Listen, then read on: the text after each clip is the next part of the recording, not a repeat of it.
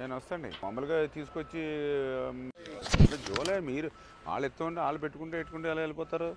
Phone చేయ ఒకసారి ఆయన ఎక్కడున్నాడు సతీష్ చేయండి ఇప్పుడు టార్గెట్ డేట్ మార్చుకుంటే వెళ్ళిపోతే ఎలా ఎక్కువ అవుతుంది ఇప్పుడు సపోజ్ 27 డిసెంబర్ అన్నాము ఈ బెంటనైట్ ట్యాంక్స్ 8 ట్యాంక్స్ కడుతున్నాం సార్ కన్స్ట్రక్షన్ ఇంక మరొక చేసుకుంటున్నాం సార్ ఈ టైప్కి వస్తారంతే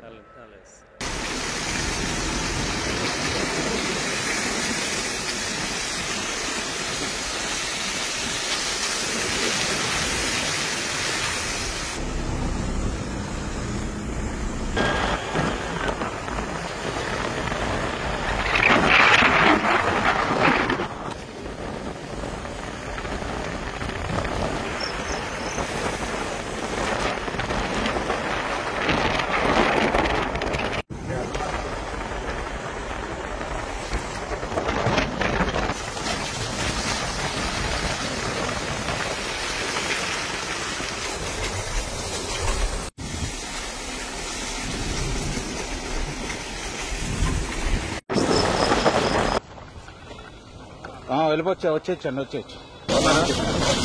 డాక్టర్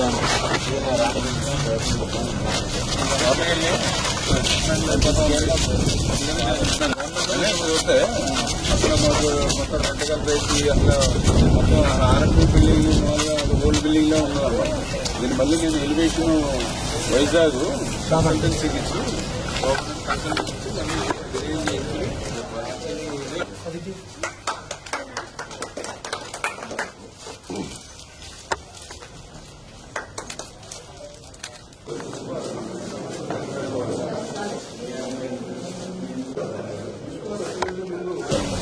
ఫిల్లింగ్ చేసి గార్డెనింగ్ బిల్డింగ్స్ ఈరోజు మరి గౌరవ ముఖ్యమంత్రి చంద్రబాబు నాయుడు గారు ఆరోగ్యానికి ఎప్పుడు కూడా ప్రాధాన్యతనిస్తూ అందులో భాగంగానే మన పాలకులకి సంబంధించి ప్రభుత్వ ఆసుపత్రి ఆ రోజు 30 పడకల ఆసుపత్రి ఉంటే దాన్ని 50 పడకల ఆసుపత్రి చేసింది ఆ రోజు 98లో ముఖ్యమంత్రిగా చంద్రబాబు నాయుడు గారు. మళ్లీ ఆ 50 పడకల ఆసుపత్రిని 100 పడకల ఆసుపత్రిగా పెంచింది 2018లో మళ్లీ ముఖ్యమంత్రిగా చంద్రబాబు నాయుడు గారు. అటువంటి 100 పడకల పెంచినటువంటి ఆసుపత్రికి ఆ రోజు 2018లో అక్షరాల 12,60,00,000 రూపాయల నిధులు కూడా మంజూరు చేసి టెండర్లు పిలిచి వర్క్ ఆర్డర్స్ ఇచ్చాం. 2 సంవత్సరాల్లో పూర్తవ్వాల్సినటువంటి ఆసుపత్రి 5 సంవత్సరాలైనా సరే పూర్తవ్వకపోవడం మాట్లాడుంచి మొన్న 24లో మేము అధికారంలోకి వచ్చిన తర్వాత ఈ ఆసుపత్రికి వస్తే ఇంకా ప్రారంభోత్సవం కాకుండానే మరి వాటర్ సీపేజ్ అవడం, లీకేజీలు ఉండడం, మరి ఏదైతే అస్తవ్యస్తంగా నిర్మాణం ఉండడం చూసి దిగ్భ్రాంతికి నేను గురవడం కాదు, కలెక్టర్ గారు సైతం దిగ్భ్రాంతికి గురైనటువంటి పరిస్థితి. అటువంటి స్థితిలో మళ్లీ ఆసుపత్రి అని అంటే ఏదో పేదలు వస్తూ ఉంటారు, మధ్యతరగతి వస్తారు అనేటువంటి నిర్లక్ష్యం ఉండకూడదు. ఒక కార్పొరేట్ హాస్పిటల్కి పోతే వైద్యం ఏ మాదిరిగా అందుతుందో ఆ మాదిరిగా ఇక్కడ ఆసుపత్రి సౌకర్యాలు కూడా ఉండి తీరాలనేటువంటి ఆలోచనతో మళ్లీ ఆ ఆసుపత్రికి రిపేర్లు ప్రారంభం చేయకుండానే రిపేర్లు చేసి మళ్లీ దానికి ఎలివేషన్ గాని లోపల ఇంటర్నల్ గా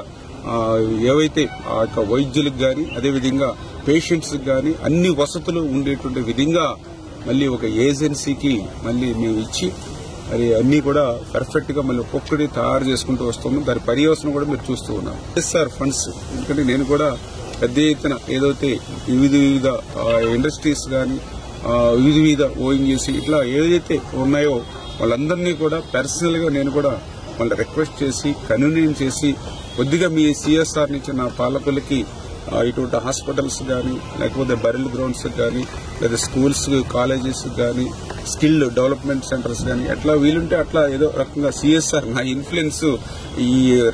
వాటికి ఉపయోగించి తీసుకురావాలనే ఆలోచనలో భాగంగానే మరి ఈసీఏఎల్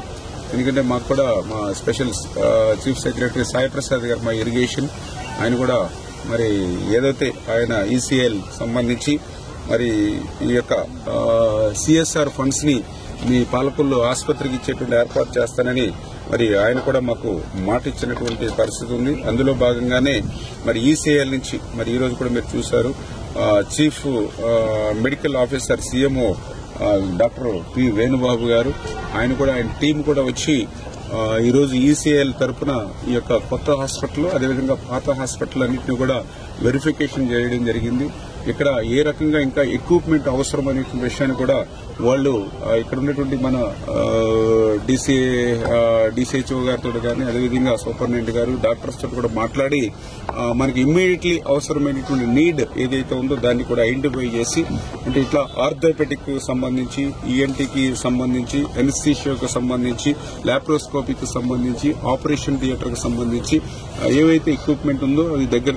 2,60,00,000 రూపాయల వరకు కూడా మరి ఆ యొక్క ఎక్విప్మెంట్ మరి ఈసీఐఎల్ సహకరించడానికి ముందుకు వచ్చినందుకు ఎన్నో బిజీ కార్యక్రమాలు వాళ్ళ దేశమంతా తిరగవలసినటువంటి స్థితిలో కూడా మన పాలకులకి ప్రాధాన్యతనిచ్చి స్వయంగా మరి సీఎంఓ గారు విచ్చేసినందుకు వేణుబాబు గారికి ఆయన టీంకి కూడా హృదయపూర్వకమైనటువంటి ధన్యవాదాలు. మీరిచ్చినటువంటి అవకాశాన్ని మేము సద్వినియోగం చేసుకుని ప్రజలకు మరింత సేవలు అందించి ఈసీఐఎల్ పేరుని మరింత ప్రతిష్టను పెంచేటువంటి విధంగా మేము కూడా మీ తరఫున కృషి చేస్తామని చెప్పి తెలియజేసుకుంటూ